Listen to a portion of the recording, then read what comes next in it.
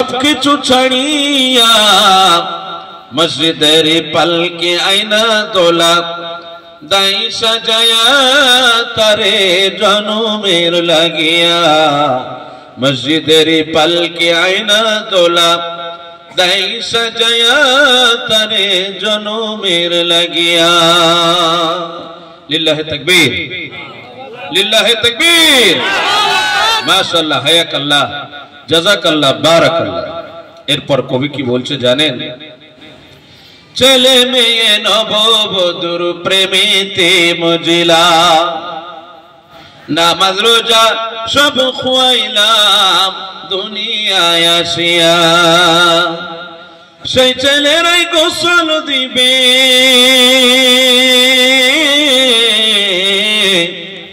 সেই ছেলেরাই গোসল দিবে মশারি টাঙিয়া মসজিদের পালকে আয়না দোলা দাই সাজায়া তারে জনমের লাগিয়া মসজিদের পালকে আয়না দোলা দাই সাজায়া তারে জনমের লাগিয়া। মানুষ কই যাই রে দুনিয়া ছাড়িয়া মসজিদের পালকে আয়না দোলা দাই সাজায়া তারে জনমের লাগিয়া। যাবতীয় প্রশংসা, হামদ, স্তুতি, আরাধনা একমাত্র সেই আল্লাহ সুবহানাহু ওয়া তাআলার জন্য, যে আল্লাহ রাব্বুল ইজ্জাত আজকে আমাদেরকে সকলকেই একত্রিত করে খামারপাড়া জুম্মা মসজিদের উন্নতি কল্পে একটি জালসার আয়োজনের মজলিসে আসার তৌফিক এনায়েত করেছেন। তাই আমরা সকলে এক বাক্যে সমস্বরে সেই স্রষ্টার প্রশংসা জ্ঞাপন করি। সকলে বলি আলহামদুলিল্লাহ। তারপরে পরে ফিরে আসি আমার নবী, আপনার নবী, নবিকুল শিরোমণি, মা আমিনার লাল, মরুর দুলাল, আহমদ মুস্তফা, মুহাম্মদ মুস্তফা। সকলে বলুন সাল্লাল্লাহু আলাইহি ওয়াসাল্লাম। আজকে এই জলসার নির্বাচিত সুযোগ্য সভাপতি সাহেব জনাব ইসমাইল মাদানী হাফেজাহুল্লাহ, উনি এতক্ষণ বসেছিলেন, আমি দেখলাম। Director Hafsa Islamic institution for girls, Ramchandrapur. আপনাদের খুবই প্রসিদ্ধ মানুষ, এই এলাকাতে অনেকগুলো প্রোগ্রাম করেছে, আমি দেখেছি ওনাকে সভাপতি হিসেবে। যেমন নরেশগঞ্জ করেছি, আপনার এদিকে প্রোগ্রাম করেছি চোয়াপুকুর, লালগোলা, বড় জুমলা, সিসা, রমজানপুর। জি, সহসভাপতি হিসেবে আছেন জনাব আলহাজ সোলাইমান সাহেব, নসিপুর। আছেন উনি? সহসভাপতি সাহেব আসেনি? আচ্ছা, উনি অ্যাবসেন্ট, শরীর অসুস্থ হতে পারে, শরীর অসুস্থ। মঞ্চে উপবিষ্ট ওলামা ইকরাম, আমার সম্মুখে বসে থাকা দূর দূরান্ত থেকে আগত জ্ঞান পিপাসু ভাই সকল, পর্দা নাসিনা গৃহকর্মে ব্যস্ত থাকা মা খালারা, আজকে জালসা কমিটি যে টপিকটা আমাকে বেছে দিয়েছেন, টপিকটার নাম হচ্ছে জান্নাত এবং জাহান্নাম। আমি আলোচনা আরম্ভ করার আগে জাতিকে কিছু মেসেজ পাঠাতে চাই, সেটা হলো এই। আচ্ছা বলেন, বর্তমানে কোন জাতি লাঞ্ছিত, অপমানিত, ঘৃণিত? কোন জাতি বলেন তো? মুসলিম জাতি। কেন, কিসের জন্য লাঞ্ছিত, অপমানিত? তার কারণ আছে।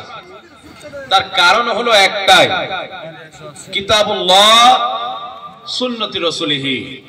আল্লাহ সুবহানাহু ওয়া তাআলা দেওয়া কিতাব কোরআনুল কারীম, রাসূল সাল্লাল্লাহু আলাইহি ওয়াসাল্লামের দেওয়া সুন্নাহ অর্থাৎ হাদিস, এই দুইটা জিনিসকে অবমাননা করার কারণে, তাই না? এ মুসলিম এমন জাতি, এক মাস ধরে সিয়াম পালন করলো, আর ঈদের দিনে ডিজে বাজাতে আরম্ভ করলো। আছে না? আছে। এ মুসলিম এমন জাতি যে 1 মাস সিয়াম সাধনা করলো আর সিনেমা হলে টিকিট হাউসফুল করে দিল। আছে না? আপনাদের খামার পাড়াতে মনে হয় না? আছে, আছে। এ মুসলিম এমন জাতি 1 মাস সিয়াম সাধনা করলো আর ঈদের দিনে ফাংশনের মজলিস বসালো, তাই না? আজকে এটা খামার পাড়াতে জালসা না হয়ে যদি ঈদ উপলক্ষে যদি ফাংশন হতো, এই জায়গা দিতে পারতেন আপনারা? সব ভর্তি হয়ে যেত, জায়গা দিতে পারতেন না। যদি ভাবেন যে এখানে মোহাম্মদ রফিক আসবে, প্রবীণ একজন শিল্পী মোহাম্মদ রফিক বা আব্দুল আজিজ, জায়গা দিতে পারতেন আপনারা? না। যারা প্রবীণ মানুষ আছেন আপনারা বুঝতে পারবেন। ধরেন মোহাম্মদ রফিক, সে একটা গান ধরেছে, কি জানেন? আল্লাহ মাওলা আরবেরি নই নই মিশরের, ইরাকিরন নই নই ভারতের, সারা আসমান জমিনের নবী মুস্তাফা মুস্তাফা কান্ডারি এপার উপরের নবী মুস্তাফা আল্লাহ মাওলা। সত্য করে বলবেন আমি গান বলেছি? এটা গজল বলেছে, এর একটা গান আছে, তাই না? প্রবীণ মানুষ যারা আছে তারা একটা গল্প করে, কি জানেন? কোন ফিল্ম যদি হয় আর সেখানে যদি মোহাম্মদ রফিক গান না ঢোকায় তাহলে সে ফিল্মটা চলবে না। মুসলমান জাতি এতটাই নিকৃষ্ট পরিণত হয়েছে, তার কারণে জালেমদের হাতে এরা অত্যাচারিত হচ্ছে, তাই না? কেমন অত্যাচার হচ্ছে আপনি বলেন? আজকে দেখেন বাসে, ট্রেনে, আপনি দেখেন রাস্তাঘাটে মুসলমানের উপরে অত্যাচার করা হচ্ছে। আমি একটা মাদ্রাসার প্রধান শিক্ষক, হুগলি ডিস্ট্রিক্ট মাদ্রাসা সালাফিয়া নকদিপাড়া। তো এই নকদিপাড়া গ্রামের পাশে একটা গ্রামের নাম হচ্ছে মেসেড়া। একটা হাফেজ ছেলে আপনার মাসখানিক আগে লালগোলাতে ট্রেন চাপলো, সে বাড়ি যাচ্ছিল তার গন্তব্যস্থলে, রানাঘাট স্টেশন পার হয়েছে। তারপরে তাকে দেখে কিছু উগ্র হিন্দুত্ববাদী তারা মানে উত্তক্ত করতে লাগলো, দাড়ি টুপি নিয়ে ঘৃণা করতে লাগলো, তাই না? এরপর সে 2-4 কথা তাদেরকে শুনিয়ে দিল। শুনিয়ে দেওয়ার পরে তাকে এত মার মেরেছে, ট্রেনের মধ্যে, লোকাল ট্রেন, এত মার মেরেছে, দাড়িগুলোকে টেনে ছিঁড়ে দেওয়া হয়েছে তার, এবং এরপর শেষমেশ তাকে ট্রেন থেকে ফেলে দেওয়া হবে। তার একজন বন্ধু ছিল তার সাথে, সেটা নাম হচ্ছে রেজাউল করিম। তো তার বন্ধুটা তাকে কিছু লোকগুলোকে সাথে নিয়ে তাকে বাঁচিয়ে দিল, সামান্যর জন্য তাকে ট্রেন থেকে ফেলতে পারলো না। নেক্সট স্টেশনে তাকে নামিয়ে দেওয়া হলো এবং জিআরপি এর কাছে সহযোগিতা নিতে লাগলো। কারণ কেন জানেন? মুসলিম আমরা ঈমান হারিয়ে ফেলেছি। মুসলিম এত জঘন্য হয়ে গেছে আমরা যে আমাদের প্রতি জালিমরা অত্যাচার করছে। আজকে দেখুন গোটা ভারতবর্ষের মানচিত্রের মধ্যে মুসলিম ওয়াকফ সম্পত্তিকে লুট করা হচ্ছে। যদি বলেন কেন, আপনি দেখতে পাচ্ছেন না পেপার পত্রিকা, অনলাইনের মাধ্যম দিয়ে একটি করে ভোট নেওয়ার প্রক্রিয়া চালু হয়েছে, কিন্তু আপনার হাতে আছে অ্যান্ড্রয়েড ভার্সন সেট, তারপরেও আপনি ভোট দিতে পারছেন না। আপনি ব্যস্ত আছেন ওটাতে, ফ্রি ফায়ার আর পাবজিতে, আপনি ব্যস্ত আছেন সিনেমা জগতে।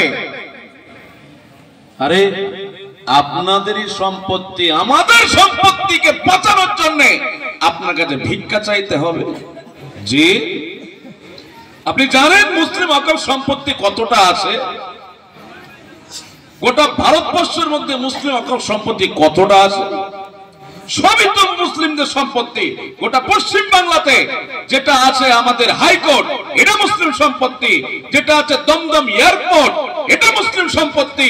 যেটা আছে আপনার আলিপুরদুয়ার, আপনার যেটা আছে রাজভবন কলকাতাতে, এটা মুসলিম সম্পত্তি। আচ্ছা, এরপর যেখানে সুপারস্টার নায়ক গায়ক যারা ফিল্ম তৈরি করে, আসলে নাম ছিল তাহের আলীগঞ্জ, আর ওটাকে করেছে টিয়ালিগঞ্জ, এটা হচ্ছে মুসলিম সম্পত্তি। আপনি কেন মুসলমানদের উপরে অত্যাচার করা হচ্ছে আপনি বলেন?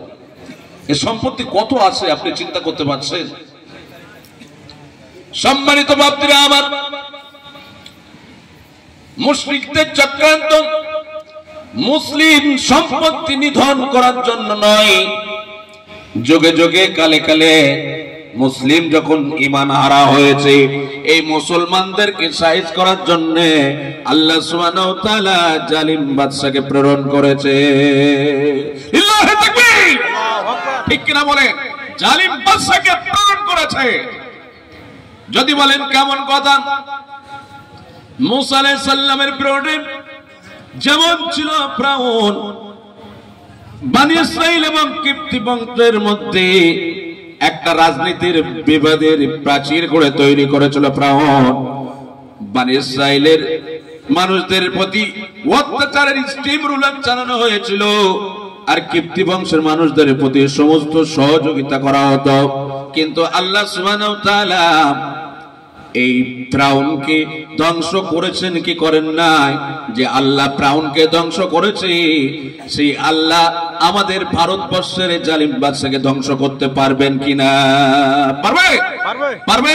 পারা সম্ভব? সম্ভব হতে গেলে আপনাকে ঈমান আনতে হবে। মুসা আলাইহিস সালাম ফিরআউনের ঘরে মানুষ হলো। সংক্ষেপে বলছি, আমি বিষয়বস্তুতে যাব, সংক্ষেপে আপনাকে বলি কিভাবে তাকে ধ্বংস করা হলো।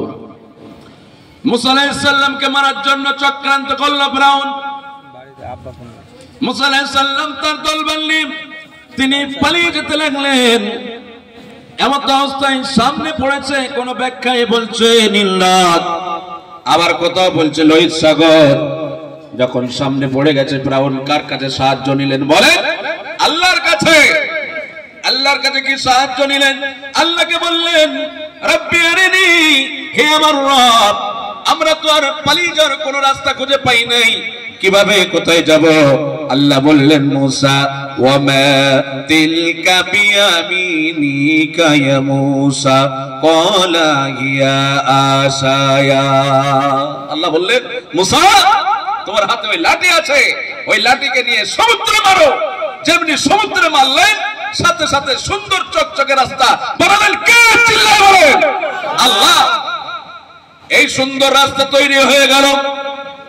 মুসা আলাইহিস সালাম তার দলবল নিয়ে ওই রাস্তাতে পার হতে লাগলেন।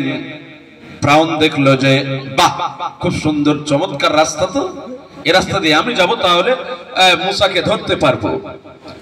মুসা আলাইহিস সালাম তার দলবল নিয়ে যখন সমুদ্রের কিনারে কাছে পৌঁছে গেলেন, ফিরআউন তার দলবল নিয়ে এখন সমুদ্রে পৌঁছে গেল। সমুদ্রের মিডল পয়েন্টে আল্লাহ বললেন, মুসা, এবার তুমি তোমার লাঠিটাকে তুলে নাও। মুসা আলাইহিস সালাম যখন লাঠিটাকে তুলে নিলেন, সমুদ্রের দুই ধারের পানিটা সুপার সাইকেলের মতো এক জায়গায় হয়ে গেল। ফিরআউন ওই নীল নদে হারাম করো খুবই জালিম বাদশা, ওই সমুদ্রের তলদেশে তার মৃত্যু হয়েছে কি হয় নাই? হয়েছে। এখন অবশেষে ফিরআউন বলছে, আল্লাহ আমাকে বাঁচাও, আল্লাহ আমাকে বাঁচাও এই সমুদ্রের তলদেশ থেকে। আল্লাহ কি বলেন শোনেন। আল্লাহ রাব্বুল আলামিন পবিত্র কোরআন কারীমের মধ্যে বললেন, আমানতু আন্নাহু লা ইলাহা ইল্লাল্লাযী আমানাত বিহি বানু ইসরাঈল। কত বড় কথা, আমার দিকে তাকান। ফিরআউন তখন বলল, আল্লাহ, আমানতু আন্নাহু, আমি ঈমান এনেছি বনি ইসরাঈলের প্রতি, আল্লাহ আমাকে বাঁচাও সমুদ্রের তলদেশ থেকে। তাহলে বলেন আল্লাহ ফিরআউনের লাশকে এমন ভাবে রাখলেন, সমুদ্রের তলদেশে পোকা মাকড় যা আছে সমস্ত পোকা মাকড়কে হুকুম দিলেন যে ফিরআউনের শরীরের লোম কিংবা চামড়াকে রিজিক হিসেবে যেন ব্যবহার না করে। সেই ফিরআউনকে আজকে মিশরের ফিরআউন জাদুঘরে রাখা হয়েছে। তাহলে যুগে যুগে কালে কালে জালিম বাদশার আবির্ভাব ঘটেছে। এই জালিম বাদশা নাস্তা নাবুদ হয়েছে একমাত্র ইমানি মুসলমানদের কারণে। আজকে আমরা মার খাচ্ছি, তার কারণ হলো এটাই, আমাদের মধ্যে ঈমান নাই। গোটা ওয়ার্ল্ড ওভার পৃথিবীতে একটাই চক্রান্ত চলছে, মুসলিম মার খাচ্ছে পাইকারি হারে। আপনি আজও দেখতে পাচ্ছেন যে ফিলিস্তিনের জন্মস্থান হচ্ছে আপনার ফিলিস্তিনবাসীদের, জোর জবরদস্তি করে সেটাকে কেড়ে নিয়ে ইসরায়েলকে বসানো হলো। জি, এখন ওরাই উল্টে অত্যাচার করছে ফিলিস্তিনের উপরে। গোটা পৃথিবীতে মুসলমানের উপরে চক্রান্ত চলছে, তার কারণ হলো একটাই, যে মুসলিম জাতিকে একমাত্র একটি জিনিসকে ধ্বংস করে দিতে পারলে তাহলে মুসলমানকে গোটা পৃথিবীর মানচিত্র থেকে মুছে ফেলা সম্ভব।